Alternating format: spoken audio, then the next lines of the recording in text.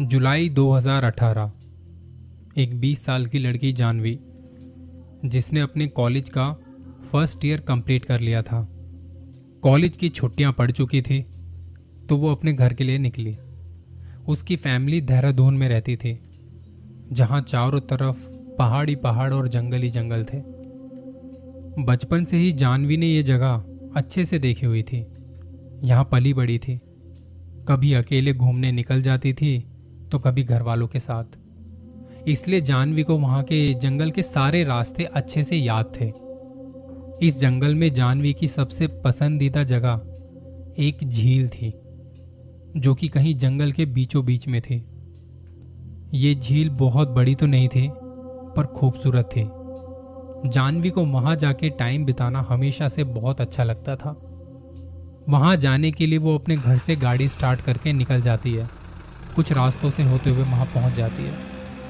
पहुंच के वहीं किनारे पर गाड़ी पार्क कर देती है, जहां एक साइन बोर्ड लगा हुआ था कि अगर आपको झील तक जाना है तो गाड़ी को यहीं खड़ा कर दें। ये जो जगह थी उसने अपनी फैमिली के साथ कई बार देखी थी। इसे अच्छे से पता था कि कहाँ गाड़ी खड़ी करनी है और कहाँ से होते हुए उस झील तक पहुंचना है। चलते चलते वो उस जंगल में एक ऐसी जगह पे पहुंच जाती है जहां चारों तरफ घास ही घास थी। उसी घास के मैदान के उल्टे हाथ की तरफ एक पतला सा रास्ता बना हुआ था, जो जंगली जानवरों के लिए आने जाने का रास्ता था। यहाँ से होते हुए एक छोटी सी नहर भी बह रही थी। उसके साथ साथ चलते हुए वो जंगल में पहुंच जाती है। वहां से थोड़ा और आगे जाके उस झील तक पहुंचती है। वहां बैठ के वो उस झील के खूबसूरत नज़ारों को देख रही थी। कुछ जानवरों को देखती है। थोड़ी देर वहां बैठे रहने के बाद वापस चलती है। उसे पता था कि वो काफ़ी अंदर तक आ चुकी है। जानवी को झील के पास आना, यहाँ बैठना इसलिए भी पसंद था क्योंकि उसे लगता था कि ये जगह उसी की है और उसे एक सुकून सा मिलता है यहाँ आके।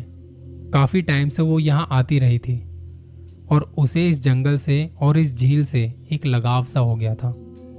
यहाँ अगर कभी किसी को देखा था तो वो इसकी फैमिली का कोई मेंबर ही था। इस बार जुलाई 2018 को जानवी कॉलेज से घर आई तो वो बस इस झील के पास आना चाहती थी, क्योंकि उसे यहाँ आए तकरीबन 4-5 महीने बीत चुके थे। इसलिए वो घर पहुँचते ही 2 दिन बाद यहाँ पे आ गई। जब इस झील के पास बैठने के थोड़ी देर बाद वो वापस आ रही थी तो इसे कहीं दूर से एक घंटी की आवाज़ सुनाई दी और ये आवाज़ सुन के वो रुक गई। आज से पहले तो कभी ऐसा नहीं हुआ था। वो आवाज़ घने जंगल से आ रही थी। जब वो उस आवाज़ को सुन रही थी तो उसे एक पल ऐसा लगा कि कहीं ये कोई मेरा वहम तो नहीं। वो आवाज़ मानो ऐसी थी, कभी लगता उसके लेफ्ट से आ रही है, कभी लगता वो आवाज़ उसके राइट से आ रही है, कभी ज़ोर से आ रही है, कभी धीमे से आ रही है। जानवी को लगा कि कोई जानवर है जिसके गले में घंटी बंधी है और वो इधर उधर घूम रहा है। जहाँ जहाँ वो दिमाग दौड़ा सकती थी उसने सब सोच के देखा। हालांकि इस बात से वो इतना परेशान नहीं थी, बस उसे जानना था कि वो आवाज़ कहाँ से आ रही है। सोचा कि थोड़ा और आगे बढ़ के देखा जाए कि वो आवाज़ कहाँ से आ रही है। अभी वो घने जंगल में थोड़ा आगे बढ़ी ही थी कि वो आवाज़ आनी अब बंद हो गई। जानवी इस बात से सोच में पड़ गई। इतनी देर से वो आवाज़ आ रही थी और अचानक से अब कुछ नहीं, बस जंगल से आती कुछ कीड़े मकोड़ों की आवाज़ें सुनाई पड़ रही थी। थोड़ा आगे जाने पर उसे उल्टे हाथ की तरफ कुछ दिखाई दिया, मानो कोई चीज़ है वहाँ जो लेटी हुई है। लगा जैसे कोई काले रंग का पत्थर। उसने थोड़ा आगे बढ़कर देखा तो वो एक जानवर था और हैरानी की बात यह थी कि उस जानवर का सर गायब था। जानवी को पता था कि ये जंगल है, जब 2 जानवरों के बीच लड़ाई होती है तो वो एक दूसरे को मार भी देते हैं। तो उसे लगा किसी जानवर ने उसे मार दिया होगा, लेकिन वो हैरान इस बात से थी कि इस जानवर का सर किसी ने बहुत ही सफाई से उसका सर धड़ से अलग किया हुआ था, जैसे किसी ने बहुत आहिस्ता आहिस्ता से उसे काटा हो। और ये काम किसी जंगली जानवर का तो नहीं हो सकता। जानवी ने यह भी देखा कि जिस किसी ने उसका सर काटा है उसने धड़ को बिल्कुल भी नुकसान नहीं पहुंचाया और उस जानवर से किसी तरह की बदबू नहीं आ रही थी। जबकि किसी जानवर को काटा फाड़ा जाए तो उसमें से थोड़ी देर बाद ही बदबू आने लगती है। जानवी को अंदाजा हो चला था कि इस जानवर को किसी ने बिल्कुल अभी अभी मारा है। इसने अपने पैरों से जानवर के धड़ को छुआ तो उसका धड़ अभी भी नरम था। पता चल रहा था कि किसी ने अभी इसे काटा है और जिसने काटा है वो अभी भी यहीं पर मौजूद है। वो सारी बातों को जोड़ने की कोशिश कर रही थी। ये कटा हुआ जानवर, वो घंटी की आवाज़, वो आवाज़ यहीं कहीं से आ रही थी। जानवी को लगने लगा कि यहीं आसपास कोई शिकारी होगा। अगर दिखे तो यकीन हो जाए कि ये सब शिकारी नहीं किया है। लेकिन वहां दूर दूर तक कोई नजर नहीं आ रहा था। वो हड़बड़ाने लगी, खुद को तसल्ली देने लगी। उस जानवर की लाश को पीछे छोड़ वो वापस से उस घास वाले मैदान तक आ गई। आसपास ध्यान से चीजों को देख रही थी पर कुछ नहीं दिखा। अपनी गाड़ी तक आई और घर के लिए निकल पड़ी। छुट्टियों के दिन बढ़िया बीत रहे थे पर हफ्ते भर बाद उसे घर में बोरियत सी महसूस होने लगी। उसका वापस से उस झील के पास जाने का मन किया। उसने अपने पेरेंट्स को बताया कि वो झील की तरफ जा रही है। गाड़ी लेकर वो पहुंच गई उस झील पर। शाम के 4 बज रहे थे। सूरज ढलने में अभी वक्त था पर उसे पता था कि समय कम है। वो उन पतले रास्तों से होते हुए उस झील तक पहुंची। उसे ऐसा लगने लगा कि जैसे बारिश होने वाली है। बादल गरज रहे थे। जानवी का मन किया उस जगह पर जाने का जहां हफ्ते भर पहले उसे वो मरा हुआ जानवर मिला था। वहां पहुंचते पहुंचते ही बारिश शुरू हो गई थी। आसमान में काले बादल छा गए। बारिश तेज हो चली। उसे लगा कि अंधेरे में वो जंगल से बाहर आने का रास्ता भूल ना जाए, तो वो वापस बाहर की तरफ आने लगी। बारिश तेज होने की वजह से विजिबिलिटी भी कम थी। धीरे धीरे पैर जमाते हुए वो वापस आ रही थी। 10-15 मिनट तक चली ही थी कि अचानक से उसके सर पर कोई चीज टकराई। उसने तभी अपने हाथों से अपने चेहरे को ढक लिया ताकि खुद को थोड़ा बचा सके। 2 मिनट रुकने के बाद उसने धीरे से देखा कि टकराया क्या था। उसने देखा कि उसी जानवर की लाश एक रस्सी के सहारे से पेड़ पर बंधी हुई थी। वो हवा में झूल रही थी और अब उस जानवर का कटा हुआ सर भी किसी ने उसके हाथों में बांधा हुआ था। ऐसा लग रहा था जैसे वो जानवर खुद अपना सर अपने हाथों में लेकर झूल रहा हो। जानवी को उल्टी आने लगी। उसने जल्दी जल्दी अपने हाथों से सर को साफ करना शुरू किया। वो पागलों की तरह अपने सर को झाड़ रही थी। जानवी को महसूस हो रहा था कि वो जो भी कोई है जिसने इस जानवर को यहाँ लटकाया है वो अभी भी यहीं मौजूद है। उसे ढूंढने की कोशिश कर रही थी कि वो क्या चीज़ है जिसने इसकी ये हालत की है। बारिश और तेज हवाओं से देखने में बड़ी परेशानी हो रही थी। जंगल में अंधेरा भी हो गया था। भाग भी नहीं सकती थी। ऐसे में उस जानवर की लटकी लाश को पार करते हुए थोड़ा आगे बढ़ी ही थी, उसे बहुत तेज महसूस हो रहा था कि कोई उसके पास है। उसके रोंगटे खड़े हो रहे थे।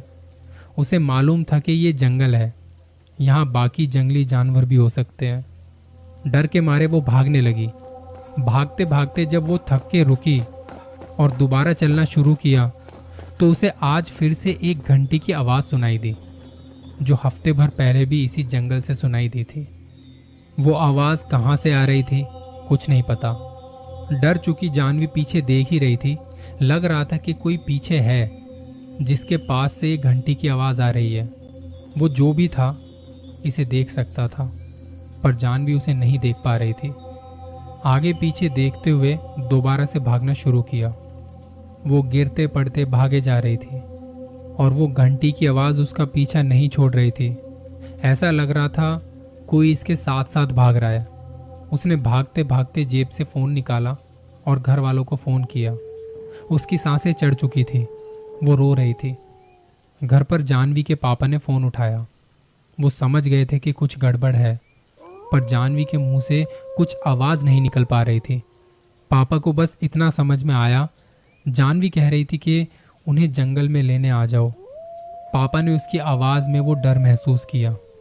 उन्होंने कहा, तुम फ़ोन मत काटना, बात करती रहो, हम तुम्हें लेने आ रहे हैं और डरो मत। जानवी के पेरेंट्स तभी गाड़ी लेके निकल गए। जंगल के पास जहाँ जानवी की गाड़ी खड़ी थी वहीं जाके अपनी गाड़ी खड़ी की। दोनों जंगल में अंदर घुसे। उन्हें भी वहाँ घंटी की आवाज़ सुनाई दे रही थी। जानवी अब हड़बड़ाते हुए बोल रही थी, मुझे बचा लीजिए, जंगल में कोई मुझे फॉलो कर रहा है और मैं उसे देख नहीं पा रही। फ़ोन पर भी घंटी की आवाज़ यहाँ सुनाई दे रही थी उसके पेरेंट्स को। जानवी उन्हें कुछ समझा नहीं पा रही थी। जानवी अपने पेरेंट्स से कुछ 10-15 मिनट के फासले पर थी। उसे घंटी की आवाज़ अब बिल्कुल उसके करीब से आ रही थी। उसके कदमों की और सांसों की आवाज़ जानवी अब सुन पा रही थी। उसे लगा कि वो जो भी है मेरे पीछे ही है। वो रुक गई।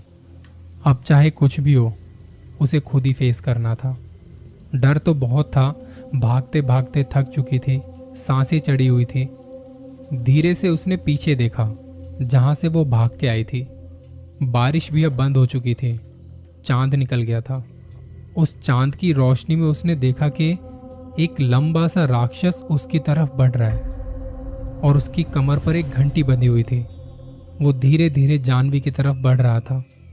कभी अपने 2 पैरों पर चलता तो कभी किसी जानवर की तरह 4 पैरों पर। जानवी के दिल की धड़कनें रुक सी गई। उसे देखते ही उसने अपनी पूरी ताकत से भागना शुरू कर दिया। उधर से मम्मी पापा भी उसकी आवाज़ सुनते हुए इसी की तरफ भागते हुए आ रहे थे। तभी उन्होंने जानवी को अपनी तरफ भागते हुए आते देखा। जानवी को गले से लगाया और तीनों भागते हुए गाड़ी तक आए। पापा ने गाड़ी को भगाना शुरू किया। जानवी कोशिश कर रही थी अपने घर वालों को बता सके कि अभी उसके साथ क्या हुआ था, पर उससे कुछ बोला नहीं जा रहा था। मम्मी पापा कह रहे थे, हमने भी घंटी की आवाज़ सुनी थी। ये बात उन्हें यकीन दिलाने के लिए काफ़ी थी कि जानवी को कोई वहम नहीं हुआ था। वहाँ जंगल में वाकई में कोई था जो जानवी को मार डालता अगर वक्त पर मम्मी पापा ना पहुँचे होते तो। घर वालों ने ये बात वहाँ के पुलिस स्टेशन में जाके बताई। जानवी को अस्पताल लेके गए। उसे वहाँ डॉक्टर ने देखा तो कुछ ज़्यादा चोट नहीं आई थी, बस कुछ छोटी मोटी खरोंचें थी। पुलिस वालों ने अगले दिन जाके देखा वहाँ जंगल में। उन्हें ना तो वहाँ कोई जानवर की लाश मिली, ना कोई अजीब चीज़। पुलिस वालों को वहाँ एक टी-शर्ट मिली थी जो पत्थर के नीचे तय करके रखी हुई थी। पुलिस वालों को लगा कि ये कोई दिमागी तौर पर बीमार इंसान होगा जो कि जंगल में कहीं पे रहता होगा। जब उसने जानवी को देखा होगा तो वो इसे डरा रहा होगा कि दोबारा इसकी जगह के करीब ना आए। लेकिन जानवी को पता था कि ऐसा नहीं है।